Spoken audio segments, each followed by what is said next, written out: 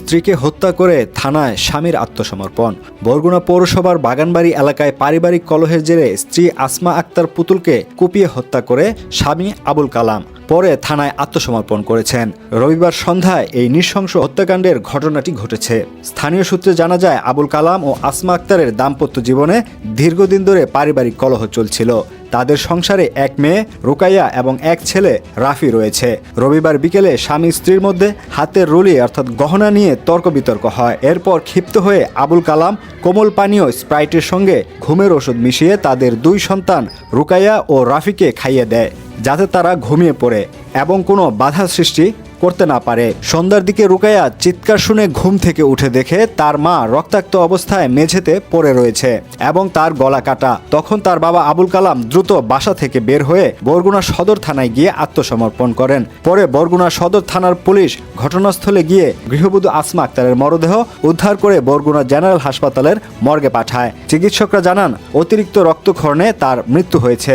বরগুনা সদর থানার ভারপ্রাপ্ত কর্মকর্তা দেওয়ান জগলুল হাসান বলেন, ঘটনার পরপরই স্বামী আবুল কালাম থানায় আত্মসমর্পণ করেছেন। তাকে আটক করা হয়েছে এবং হত্যার কারণ তদন্ত করে দেখা হচ্ছে। মরদেহ ময়না তদন্তের জন্য হাসপাতালে পাঠানো হয়েছে। নিহত আসমা আক্তার পুতুল বরগুনার পূবালী ব্যাংকের একটি শাখায় আয়াপদে কর্মরত ছিলেন। অন্যদিকে তার স্বামী আবুল কালাম বরগুনা পৌরসভার জেলা স্কুলের দক্ষিণ পাশে গ্যাস সিলিন্ডারের ব্যবসা করতেন। এ ঘটনায় এলাকাবাসী হতবাক ও শোকাহত।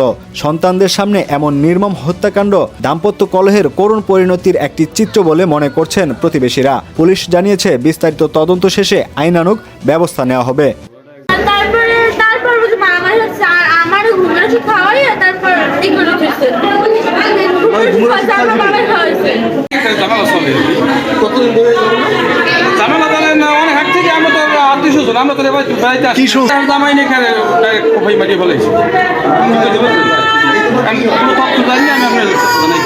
আবুল কালাম 35 বছর বয়স ওনার।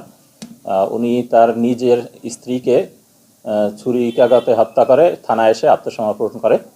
আমরা ঘটনাস্থলে দ্রুতই পুলিশ পাঠাই এবং তার স্ত্রী পুতুল নাম ওনাকে আমরা সাথে সাথে মেডিকেলে প্রেরণ করি, কিন্তু ডাক্তার তাকে মৃত ঘোষণা করে। আমরা এই গ্রেপ্তারকৃত আবুল কালামকে নিয়ে ছুরিটি উদ্ধার করার জন্য, যেটা দিয়ে হত্যা করা হয়েছে সেটা উদ্ধার করার জন্য আমরা অভিযান পরিচালনা করেছি। অভিযান অব্যাহত আছে এবং কী কারণে হত্যা করেছে সেটা আমরা তদন্তের মাধ্যমে বের করে আনবো, রুজু করে ব্যবস্থা নিচ্ছি। স্ত্রীর দেহটি ফ্লোরে পড়া ছিল এবং রক্তাক্ত অবস্থায় ফ্লোরে ছিল। আমরা দ্রুত তাকে উদ্ধার করে এবং হাসপাতালে প্রেরণ করি।